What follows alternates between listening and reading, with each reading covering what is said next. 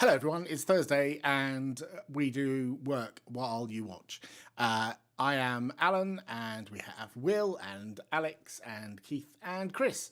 And these chaps are part of the open source team at Anchore, and we work on wonderful tools like Syft and Grype and a whole bunch of other things.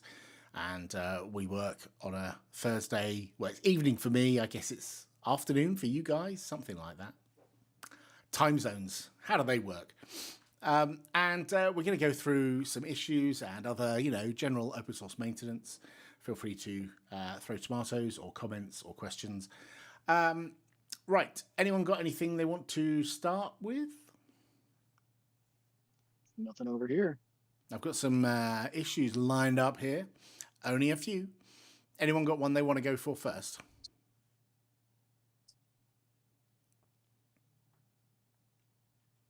All you, Alan. I think a lot of these are already discussed. I'm trying to remember if there's one of those we haven't talked about.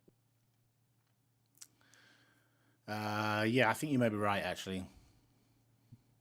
Those top three, or maybe top two at least, are greatest hits from last week. So we can't, yeah. Greatest hits. Okay. Yeah, and I think we already discussed the Wolfie one. I think I've just done a bad job of removing needs discussion is what's happened here.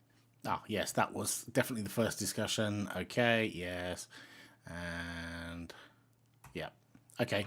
Well, that was easy. End of stream. So there is one. It looks like I was going to say, there's one pull request. Yep. So this is in Syft, PR3854. I'll drop it in the chat.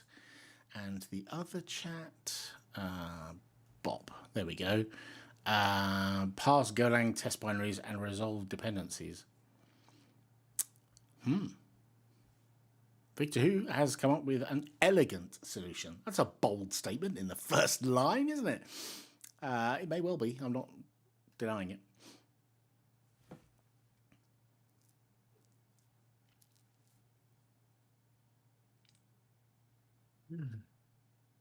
Is anyone taking a stab at reviewing this one yet?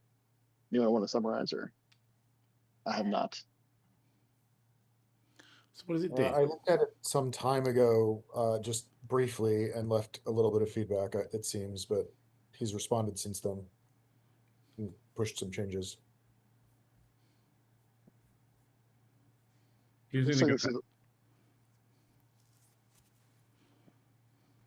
Go ahead, Chris. It looks like it's using the Go packages library. I'm reading through it right now to figure out what it's doing. Build.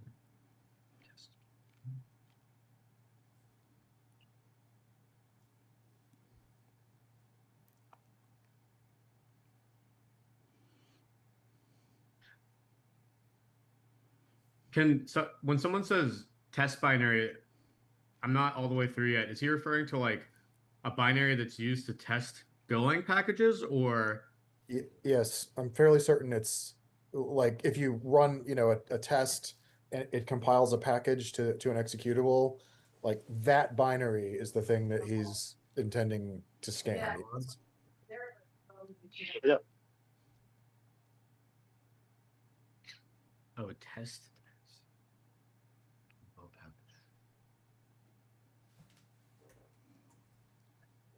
CLI arguments not test. Debug build settings. Whoa. How big is this? 28 files. Good Lord. 800. Okay.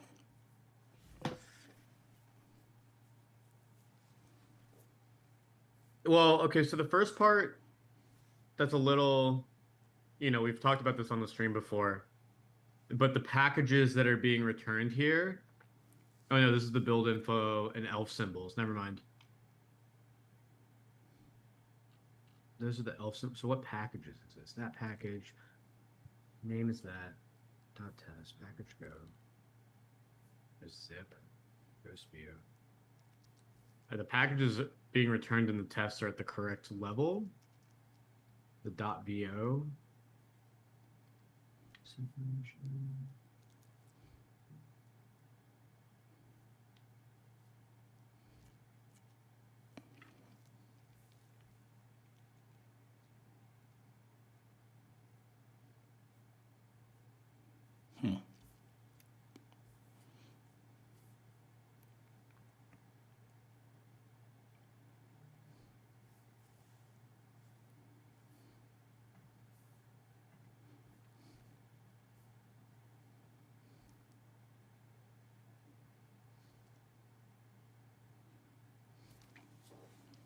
This is why we don't review stuff on video.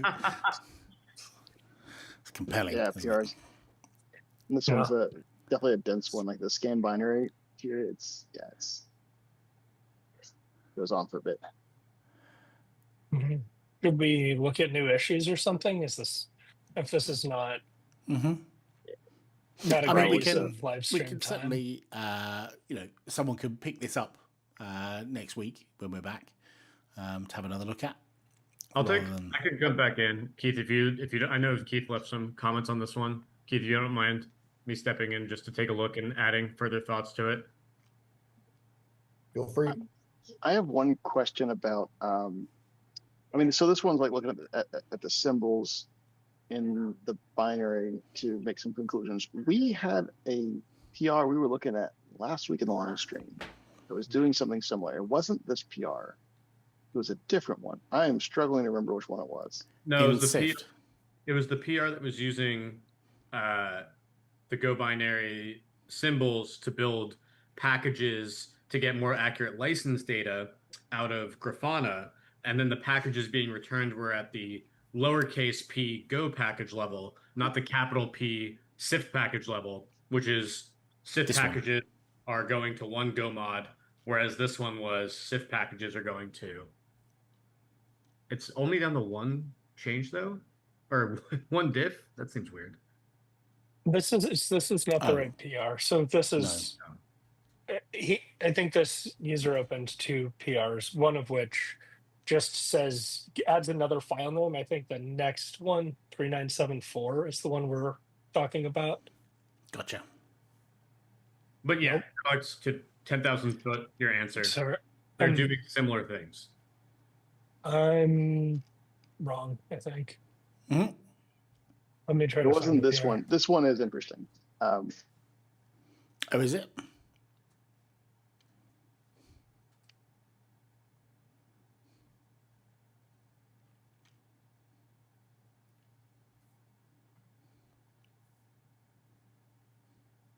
Yeah, I'm struggling to. Yeah, it's not this one, but yeah, we talked about it last week. I'll see if I can find it again, but I guess the reason why I was making the comment was it seems like we have multiple features that are depending on symbol analysis. I think this was using another program counter, so maybe that was a little different actually. But in order to make some conclusions about stuff that we don't immediately have access in, like the build info section of a Go binary. So I'm kind of wondering how much of it overlaps with one another. And I think I just got to do due diligence to like collect them all and put them in one spot to be able to see like, oh yeah, these have commonalities. So I wish I remember what the other one was. I'll probably think of it when the live stream ends. Do you want to go through new stuff? Triage? Do we have anything to triage? Well, we might have done a really good job. Is it topic? No. What is it? Title. Yeah, minus title. False starts with false. Star minus title starts with FP. Wait, we've only got a couple now. What if I missed something? What did you say, Chris? No, I was just saying those 4 came up.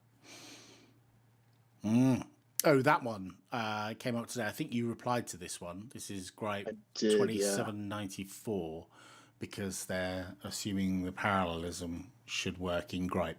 So Syft has a parallelism option, doesn't it? But Grype doesn't at all, or it will, but it doesn't yet. Mm-hmm. So you see, Keith did the work to get that working in Syft, and so now we have a pretty good pattern for the way that we want to like plumb that through the API. And we're in the midst of trying to get Grype to 1.0, and in the middle of that work is going to be where we're adding this option and adding that same kind of infrastructure. So I imagine it's going to be the same kind of flag that we have, or option we have in Syft, which is parallelism. But yeah, we don't have it yet. I'm actually more interested in why it's taking 2 hours, even in single threaded. So I'm very curious for like an SBOM sample. I don't know if he responded with an answer yet, but Yeah, I know. No, nothing yet. So, So what's also interesting? Yes. So you're saying, like, you could understand it if we're pointing it at a container that's enormous on a slow machine, and it's doing the internal build of an SBOM first, then the vulnerability scan. But what you're seeing here is they're passing it an SBOM, which is the notoriously slow part, and the rest of it should be quick, right? exactly. So it's very odd that we're seeing something take hours. I mean, like at most, this should take minutes for a few thousand components. Like, so I'm really curious for what the setup is here, like what this thing's like. So some sort of repro steps. I wonder if it has to do with like some hydration that didn't make indexes properly or something. Let's see, that would be fun.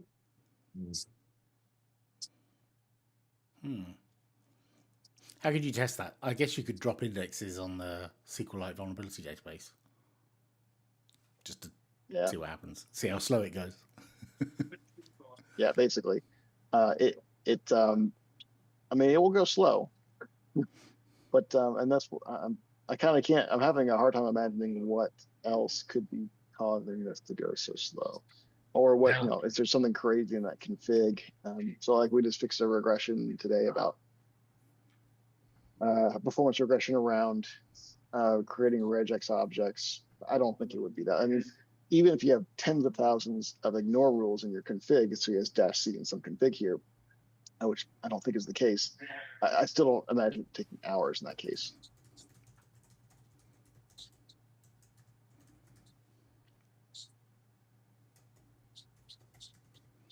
I'm really curious what is meant by, and the vulnerability SQLite file contains over 4 million pieces of vulnerability component information.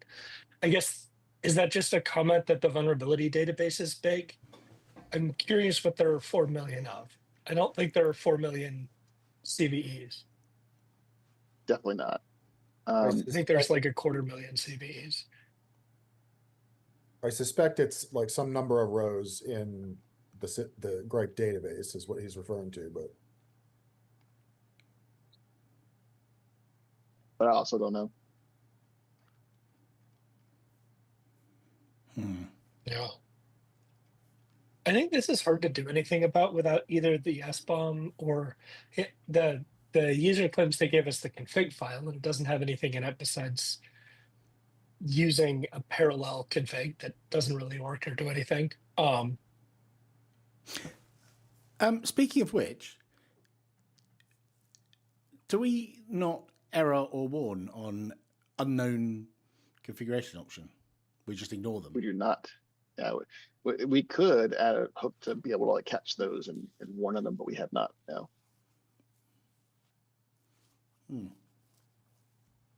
That seems like that would have stopped this happening because they would have found out that that's not a valid option and then gone down a route of, reading docs or something. I don't know. Yeah. Agreed. Yeah, I think that, right. I think there's sort of two complaints. One, this scan takes 2 hours, and two, telling it to be more paralleler doesn't result in it going faster. The second complaint is expected. We don't have a way to tell Grype to do more concurrency at this time, but right, you could have just written go fast equals true and got the same result, really. But I hate it when I leave go fast equals false in my config files. I do it all the time. Okay, so you've already asked for more information there. Okay. Next, have we talked about this? Yes. I'm pretty sure we've talked about this one.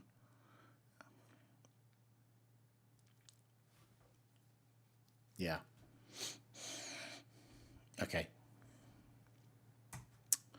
What you guys have been like going through the triage like a machine. There's very little left for us to do here. Slow down. Sorry? We'll slow down. Okay. You guys hear that? Our morning gardening sessions have been canceled. Alan said so. Yeah, I'll cancel them for tomorrow. Just for tomorrow. So published tomorrow. That was yesterday. So I guess that means this should now be fixed, right? Yeah, neat. Somebody can just run that, and I will get today's database.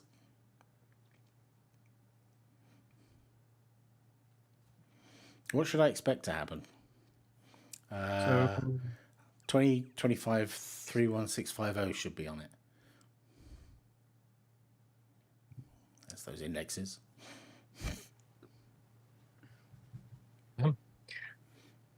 There it is. great. Closed is fixed. Closed. Close issue. Yeah, Or close. West didn't fix it. He just had to wait for a new database to come out. So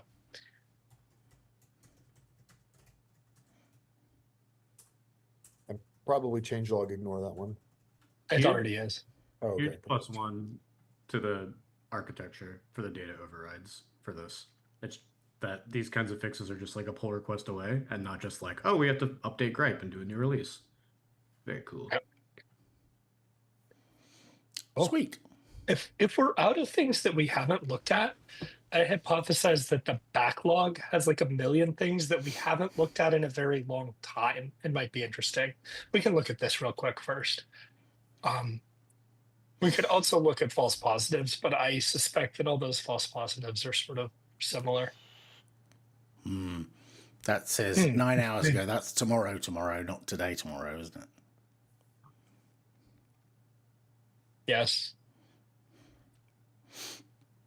Okay. So we'll leave that one for tomorrow or next Monday. So where do you want to go? Do we want to nudge people in any way or not nudge people in any way?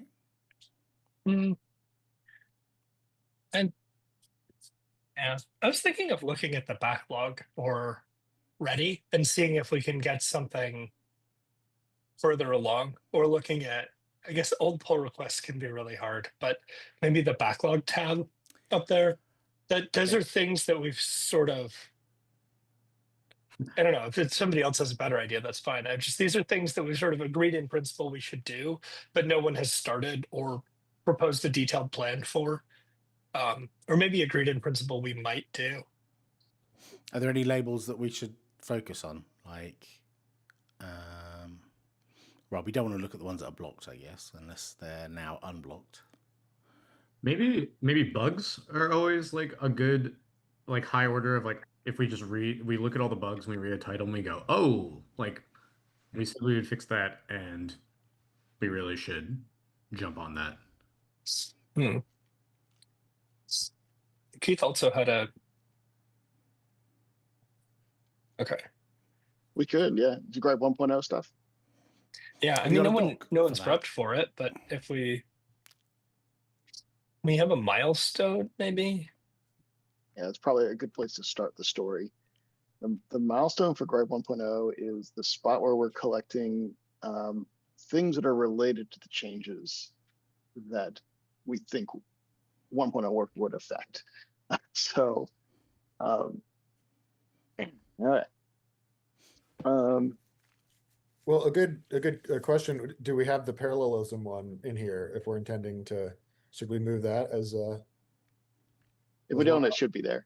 Yeah. So, Yeah. Is there already an issue for it, Jenny? not that I know of. So right now the matchers just run in series. Yep. That seems like I don't know, like whether this Python package is affected by a GHSA and whether this RPM is affected by a Red Hat CVE seems like a great example of like intrinsically parallelizable. Like they have nothing to do with Yep. each other. So Exactly.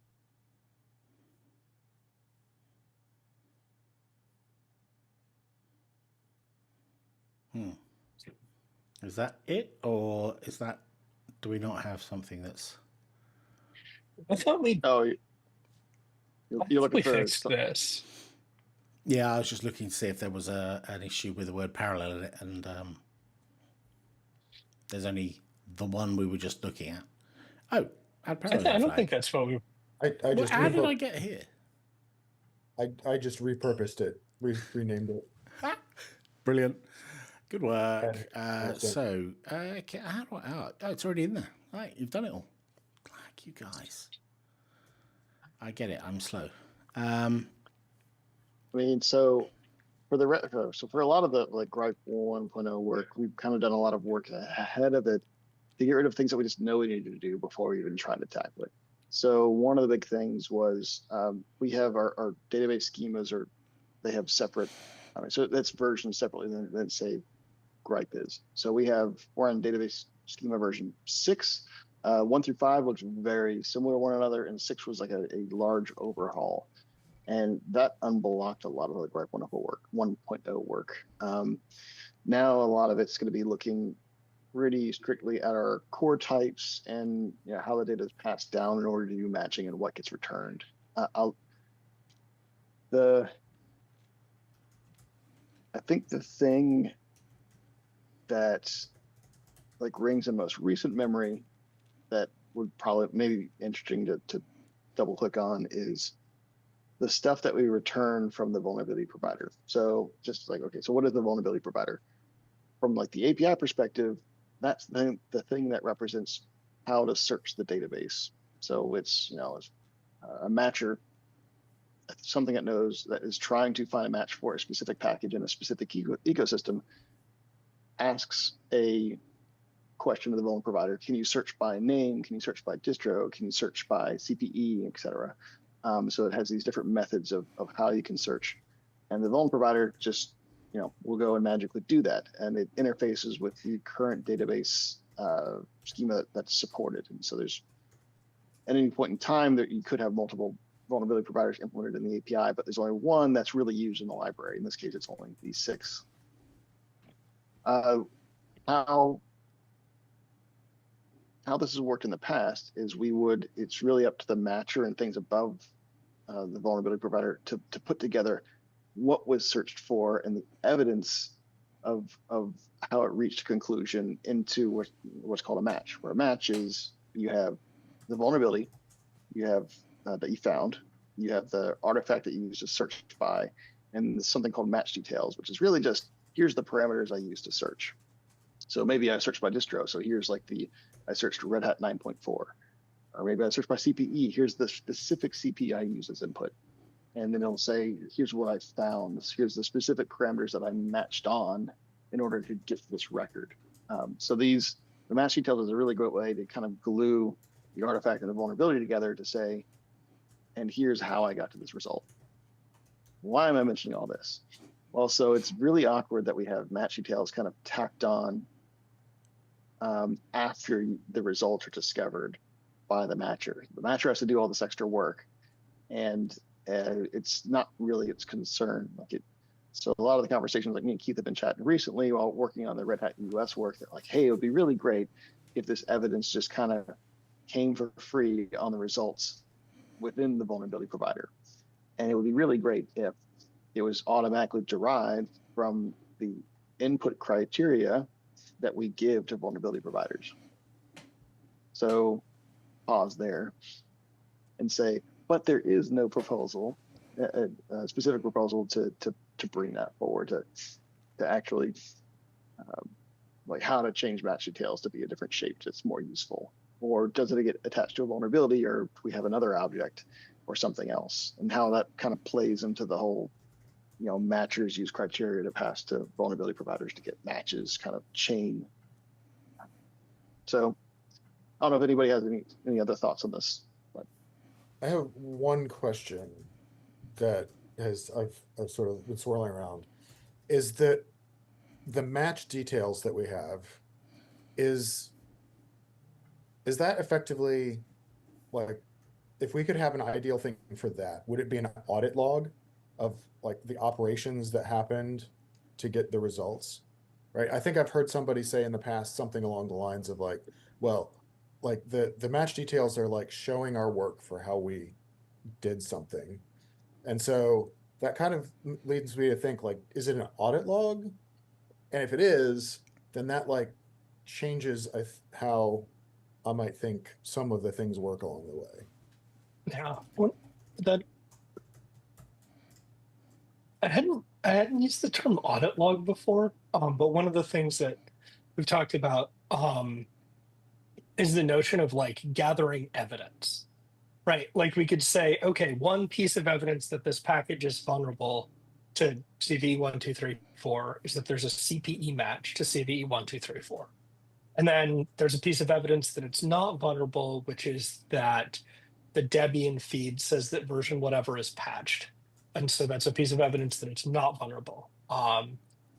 And so that kind of like show your work, like evidence from different providers, is that kind of what you mean by an audit log, Keith?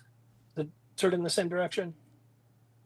So it's definitely similar in the same vein, for sure. I guess maybe more specifically, like I asked this provider this question, it gave me an answer, and also the things that it used to give me the answer. So like the search by CPE is, as it being an example, like I said, go search by CPE. It said, oh, I found this CPE match. Like this is the thing I used, and here's also the vulnerability that matched. And so like that I think extrapolates a little bit like to what you were saying, which is like I asked something to give, this one thing to give me this answer, and so like it would include whatever steps it used to determine that answer. And like I asked this other thing, are you fixed? And it says, yes, I used the fixed information and I used this version that you gave me or whatever. And so like that information being tacked along. Sorry if that was a long-winded way of saying I think so. No, I want to take what both Will and Keith said and kind of ask Alex. Did your vision of what the match details shape eventually becomes include the ability to like do line item 11 on the milestones here, which is the reporting of negative matches? So like that kind of audit log or that information that the provider comes back that Keith was describing, would the match details be the thing that's operated on to outline and show these negative matches? Or is it like, are these things that are becoming totally separate? Match details are specifically, you're vulnerable, here's why. And we have a whole other column over here, a new data shape to do this kind of proof of how and why something was matched that Will and Keith are talking about. Or why not matched, but discounted, turned off, nacked. I don't think I have a good answer for that. So like are negative matches directly associated with match details? And I mean, this also, I don't know if Will, you wanted to give the quick one over, like what are its negative matches? Because you were the I think I wanted to talk a little bit about negative matches. So right now, you're hovering around. Right now, if you run Grype, it can tell you that package A is vulnerable to CVE1234, or it can just omit package A is vulnerable to 1234. Like there's either a row in the matches that says A CVE1234, or there's not.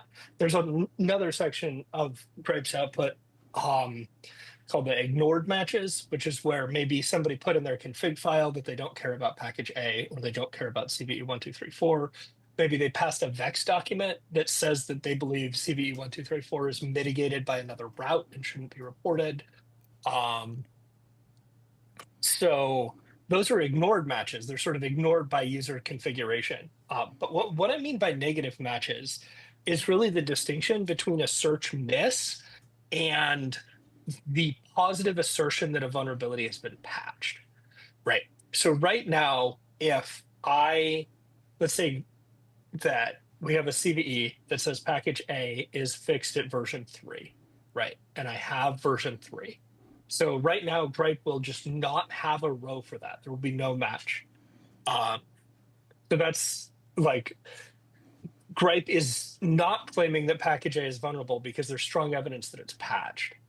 And then there's the other situation where Grype looked through its database and didn't find CVE123, or didn't find a row that indicates that CVE123 is vulnerable to affects package A. That's a search miss. And so what I'm really trying to capture with the explicit reporting of negative matches is that if Grype decides that a vulnerability has been patched, that is a very high confidence assertion that we're not vulnerable. Whereas if Grype merely has a search miss, all we're really asserting is that Grype doesn't know about a reason that we should consider that thing vulnerable. and they're indistinguishable in the output today. But it might be really nice to have some way of saying, like, so like one example is, let's say you're scanning a very old Ubuntu image and no one's reviewing CVE reports against Ubuntu 14 anymore, right? And so you scan Grype, you point Grype at your super old Ubuntu image. It finds no CVEs for package A because the data doesn't exist in the database, and it says that there's no vulnerabilities. That's not really true, right? What's really true is that we have no idea whether there are vulnerabilities because no one's looking. Probably there are vulnerabilities because that's what happens when software is very old and no one's looking at it. Whereas if, let's say you pointed at like the latest Ubuntu and they say, oh, there's a patch in version 3, now we're asserting that it's fixed.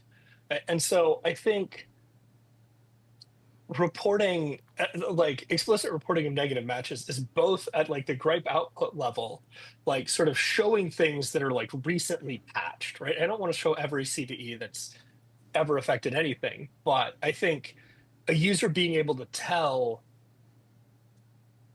package A is not vulnerable to CVE 1234 because we found evidence of an explicit patch is way better, is very different than package A is not vulnerable to CVE 1234 because we found no evidence that it's vulnerable. Right? Those are very different conclusions. But right now, once the matcher like doesn't have that match in its return value, there's no, like, it just goes away from existence. We merge the case of a search miss and an explicit version constraint exclusion, and I don't think we should. I think So one of the real go ahead. Sorry. So for Chris, like your question, like it's negative matches associated with like the match details. It's more strongly associated with the ignore filters and ignored matches than it is like the match details per se. Well, I don't want to say that they're not related though, because there is a component of like, why is it suppressed? Yeah, I think I was getting there. Sorry, I got a little off track. So there's a couple things that would enable us to do. One, it would enable us to have matcher precedence, right? So right now we do things like if we have a Python package, we only use GHSA because GHSA has the best data, and we just ignore CVE because we can't tell which CPEs affect Python and which don't. But one of the rules we could write down here is we could write down sort of a verdict of fixed from the GHSA matcher overrides a verdict of vulnerable from the NVD matcher, but turn the NVD matcher back on. Like that, in other words, the reason we can't trust the NVD matcher is in part because we can't tell a search miss from a verdict that something is fixed. So the way this relates to match details, if we take what Keith was saying about how match details are like a collection of evidence or an audit log about what's going on, then whether something is a match or not, like whether we say something is vulnerable or not, is sort of the result of adding up that audit log, right? We say like, okay, we have this matcher says it's vulnerable, this matcher says it's not, this matcher has no comment. And we add all those up and decide is or isn't vulnerable. And so I think the way I imagine this working is sort of everybody, all the matchers contribute what we would call today a match detail, or might later be called an evidence or a match event or something. And then at the end of it, some process considers all of those and sort of renders a verdict to the user. Like, I believe this CVE is fixed. I believe this CVE is present. So did that answer your question? I feel like I went too far back in time on all the context, but I got there. No, that was perfect. I mean, we were kind of dancing around when Keith brought up how the match details coming out could be something that showed that, again, not a miss, but a knack, basically. And so I didn't know if that was part of the design discussion, or if we had taken negative matches and said, okay, because this is based on the ignore filters, we're not going to merge these like streams together in the architecture at all. So thanks for the good outline. Two questions. The first question is, are all of the things that we're talking about reporting back fixed things? Like, if I were to say I'm tracking vulnerability matches and I'm tracking vulnerability fixes, would that be the set of things that is that we've been calling negative matches? I think so. We'd have to decide some. There's an additional bucket of sort of things that the user suppressed by passing a vex document or setting an ignore rule in the Grype config, which I'm not sure which bucket they'd be in. I guess they'd be sort of vulnerable but hidden. But But yeah, are we did, saying did that? I answer your Or- question? I feel like I didn't quite get what you're getting at. Well, no, I mean, mostly, yeah. So they would, like, the ignored ones would be in the ignored bucket, but like potentially someone might want to get a report back and also see the fixes, right? But today we don't have that because the only thing we ever report back are the matches, right? But that would be useful stuff for somebody just in and of itself. Chris. Oh, Go ahead, I Alex. guess I'm sorry. Yeah, I guess I'm lost on on an aspect, which is, are we saying that we want the Grype report to show all matches we did not show because they are actually fixed? Is that what we're saying, or did I miss it? I think that there's some discussion of that on issue 1426. And I think the big problem with showing all fixed CVEs is that it's potentially like a really unbounded set, right? If you take a really old project that's had like really a lot of stuff done to it, like the JDK or Node or Docker or something, the list of CVEs that are fixed in the latest version is really long. And so one of the things that might make sense when displaying to the user is to have like a cutoff, and say that a fixed version, a fixed CVE is something that missed the version constraint by a little or something. Right.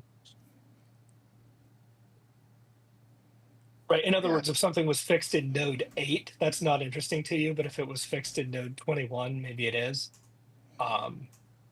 Maybe like same major version, although that's still could be a very large thing, but that might bound it a reasonable set. Right. And I think that might be, I think it might be helpful for giving people like high confidence. Like let's say, you want to know if you're affected by log4shell, right? So you do Grype my giant image with a pile of jars in it, pipe grep CVE 2019, whatever it is. And there's no row like that in there. It would be interesting to the user to know, like, well, do we have that package? Are the searches wrong? Or like no, we found a version of log4j that is after the official patches. Like those are very different worlds to be in. And so it's being able to sort of tell the user, and like you could reconstruct that information today basically by running Syft and looking at the results and doing gripedb search and deciding whether you think Grype should have rejected the match or not.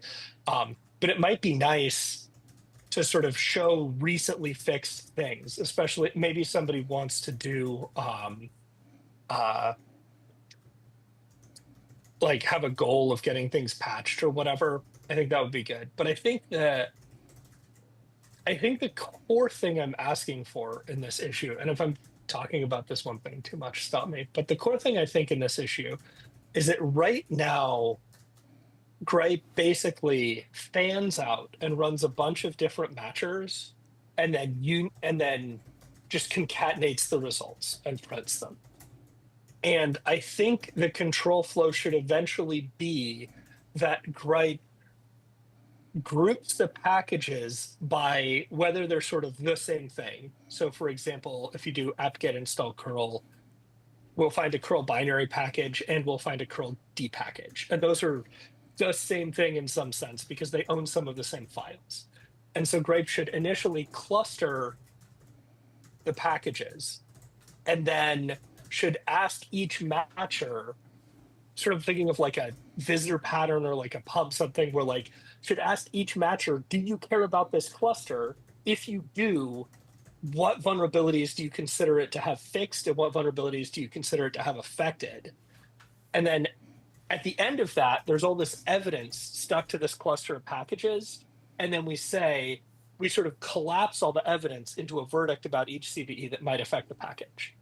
And like that change in control flow from like single package type matches to maps to matchers and data sources to instead like group the packages by packages that represent the same thing, run all the matches that care about them, see if let them each return a verdict that's basically fixed, vulnerable, or search miss, and then let a vulnerable override a search miss, but a fixed override a vulnerable, and then funnel that result out to the user, I think is maybe a big leap forward in having the right things. Like a lot of the false positives we presently have would just be fixed, even at our current data quality, by that process. Chris? I think another win we get moving to that kind of control flow stuff is mentioned on this Grype 1.0 list, which is the remediations besides package upgrades.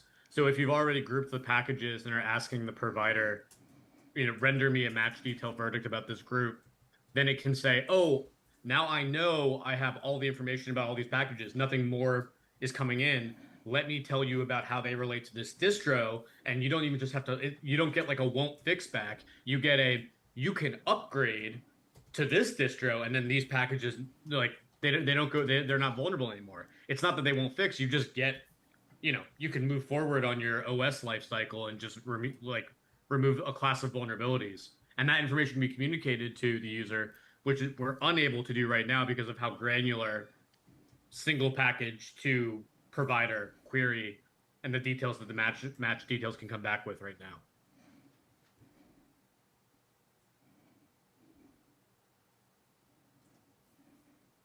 Keith, I think you might be talking on mute. Oh, sorry. I've heard a couple mentions of this grouping. Like we obviously have one way of grouping things, which is by the files overlapping that they reference, right? Are there any other ways that we would be able to group things in meaningful, in meaningful things that could like be processed together? I think the I'd really only thought about grouping based on the file overlap relationship. But there might be others. Another phenomena I want to mention is maybe where the product is really like a whole image, right? If you point Grype at like GitLab or Grafana, you find a billion packages, but you don't necessarily find a package called like Grafana 16 or something. But Chris probably has something to say that's more on topic. Though the other one I think, Keith, we could do is like a lot of our class of false positives right now are Java, where we are off by one on the group ID or we have like a malformed PRL. But if we had two packages that were Java, and this is like a bring your own SBOM case, and like the hashes matched and one of them had the correct metadata, then you could find a way maybe where, okay, I found that these SHAs match, one of these is incorrect, isn't showing a match, one of these is correct, and like could in fact trigger and say, hey, cases where you wouldn't have had a vulnerability to the other one, this one is showing a true positive. So you could do batches in that way too.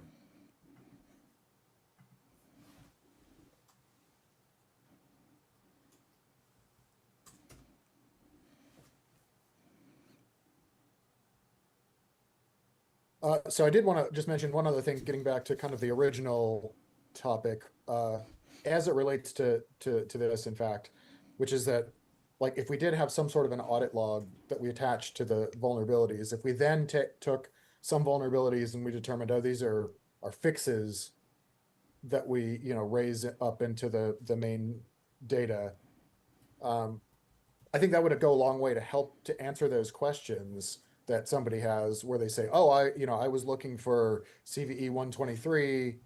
Why is it not showing me as vulnerable, right? Because now all of a sudden they would be able to look at that, look in the audit log and see, oh, this was removed because it's in a set with of Red Hat EUS data. Oh, okay. Well, now I understand why that happened and why this thing, how this thing got to where it got to. So I think that like all of those things working together could, prove to be especially helpful for the comprehension side of things. Yeah, I think one of the things that go ahead, Alex. Well, and like the idea with the audit log, I'm assuming that is like in parity with the input criteria, right? Just like, well, a criteria is either going to have a hit or not. It's either going to return true or false. And so it ends up just being criteria turns into a match details when it's a hit. And then I can turn it into, say, I'm just going to make up like ignored match details or not match details whenever it turns into a false, whenever it returns false. Is that the general idea? It's actually a little different than that, though. A good example is like if I've selected something, let's say I've selected all of the details for a particular package for a particular distro, but I haven't bounded that by any kind of version checking or anything like that. So I get back a set of things that were some original details that I used, and then I go in and I filter those by a vulnerable version check, for example. What I potentially can do is like take the inverse of that, right? So I might say like, oh, I actually want the other thing. I want the fixed things instead of the vulnerable things.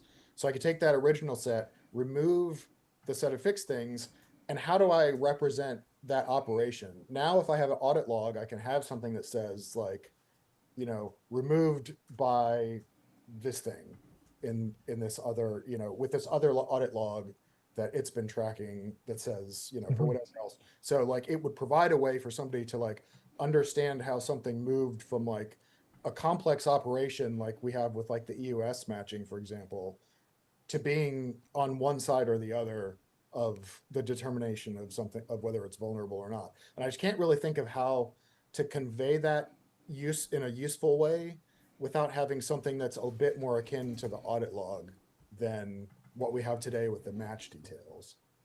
Yeah. So it's less about like auditing which criteria I used against it. It's also because like for the EUS stuff, we're talking about taking a vulnerability record out of the database and potentially mutating it. Like I'm going to remove fixes from it. I'm going to ignore them, or I'm only going to consider the fixes from a thing and apply it to a different disclosure. And so you're really saying, well, I want an audit log. So let me step back for a second. Knowing that like these vulnerability records are becoming mutable now in this new world of I have disclosures and fixes and these sets can be different scopes. Knowing that there's like some mutation occurring, whereas in the old model, a match is like, the vulnerability side of the match is like a static record from the database. Like the artifact, the package on the match is just exactly what was in the SBOM. So now that's kind of changing to where like, well, knowing that we have a package that may have been mutated, what are all the ways that it's been mutated? Like when was it like classified as a disclosure and then applied some advisory information to it? Exactly. So like you might see something along the lines of like copied fixed information from, other set of thing or something along those lines, right? So that like when I look at the final thing at the end, I can understand, oh, this fixed information came from somewhere else, or whatever the operation was that resulted in the final thing. Yeah. It feels like, oh, sorry. I was going to say, I really like that. One of the things I'd asked for when I wrote 1426, like 2 years ago, is the ability for Grype explain to explain the absence of a match, which is, that suggests a really clean implementation for it, or we can just say, hey, I mean, it could be really short, just be like search mess, like we don't have CVE 1, 2, 3, 4 in the database, or it could be like, hey, found this affected package handle filtered out by this version constraint, and that's a really clean explanation. Or it could be, considered this image EUS, so found this affected package handle, swapped in this version constraint because that's what the EUS data says. We don't meet the new constraint. I like that because like it gives a good like machine readable basis for Grype to later explain itself. And I think a lot of the like support burden around Grype and related projects is explaining why we did or didn't find something. So I really like the idea of that type of audit log. I think Alex, you were about to say something. Yeah, well, but it also makes you feel like there's two separate things. Like one is here's all the ways that I changed the record, and then here's all the way that I considered it when it was changed. And unfortunately, there's like those can be interleaved as well. So it might be that I did something to a set of disclosures, applied some operations, then I made a consideration, and then I took a set of advisories, which is like a different. So disclosures are over here. I did some mutation. I did some consideration. I filtered or I didn't. And then I've got another set over here of advisories for fixes where I've done some sort of operation to it that mutates it.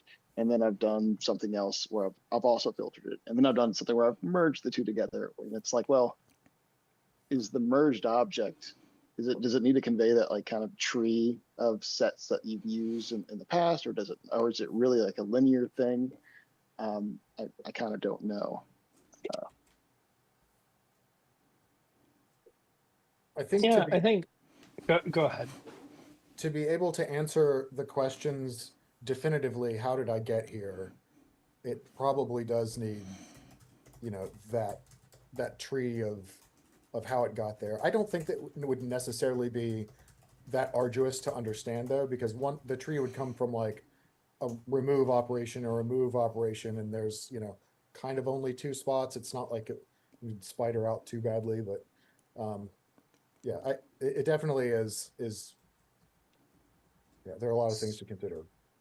Yeah, and I think it could also, like, one of the things I've been thinking of is like sort of searches and results, right? And so like, we included this CVE initially, like because we found this disclosure.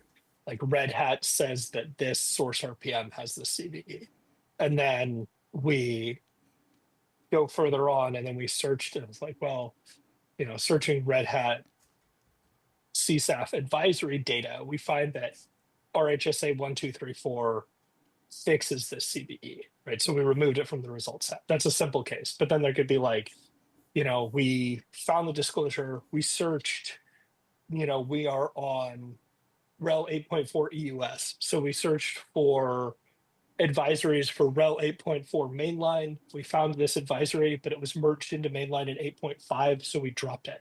And then we have another one that says we searched for this advisory, we found this advisory, it affects REL 8.4 EUS explicitly, so we included the search version. Because we failed to match the version constraint, now we're dropping the CVE or something like that. Like, I think those are pretty, like, we ran a search, it's almost like set assertions about like, hey, we did this kind of query, we found nothing. We did this kind of query, we found X. We made this decision. Like, does that make sense? Does that resonate with what you all are thinking about?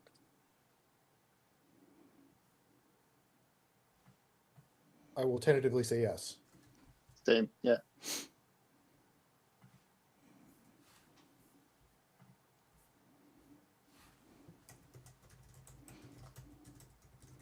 Well, it looks like, we could dive into next thing. Or, are you sure, Alan? It could be fun. Not in 5 minutes. It's not. I've got something to show you Yeah. anyway. Where was that one about parallelism? I left a comment on this while you were chatting. I thought I'd see if I could reproduce the suggestion that you guys made that maybe it's the database is messed up in some way. And so I asked them to do a grepedb check and a delete and then update. And it's worth noticing in there that they turn off auto update and don't check for app update. Now, okay, I'm sure plenty of people do that, but that means that if they've got a duff database, they're not going to go and get another one. Possible. And so I then created an SBOM and then ran Grype against the SBOM, and it took 3 seconds. And then I deleted the indexes from the SQLite database, and it then took 12 minutes. So that's the order of magnitude difference between having indexes and not having indexes in the database. Yeah. I don't know if Indexes it was useful, are but very it kept important. me busy while you guys were talking. Yeah. Well, and I don't know why they're declining auto updates. Sometimes that's useful when you're investigating a bug or reproducing a bug, because it might stop happening with a DB update, but you were trying to watch it happen. But you're right. They could also just have a weird old database. Or I did ask them if they were making their own database, because the other thing to note is there may be a network factor here, because this suggests they are on the other side of the Great Firewall. And we don't know how well Cloudflare serves up the database through that hole, because I don't think we've ever tested it ourselves. So, yeah. Well, and they're probably not downloading a database based on their config, but that's a good point. Like sometimes, I know Grype is really slow at my favorite coffee shop because their internet is really slow. yeah, maybe they're not downloading it, but if they've got one, if they've got a copy of the database at some point and it's broken and there's no way to update it because, slow. What I will do is when GitHub emails me, I will forward the comment onto them, because I think, some people don't get the subscribed emails from GitHub. So I'll forward it onto them as well. Yeah, I mean, so I think my best guess from everything you just mentioned, it all resonates a lot. If you skip the Grype DB import step, it will not hydrate. I think there's a chance it might not hydrate. Whereas if you untar it yourself, plop it in the correct spot, and you have the correct metadata in an import JSON, you can trick Grype to think that it's fine. And I think that might be what has occurred. So if they just do Grype DB import, I think they're probably good. If the index is a guess, and I think it is a good guess. Cool. Well, that was worthy of discussion then, and used up our last couple of minutes. So excellent. Thank you, chaps, as always. Tomorrow we're not here, are we? So have a good weekend, all of you, and we'll see you again, same time, same place, same channel, next Thursday. Have a good weekend, chaps. Ta-da. Hey, folks.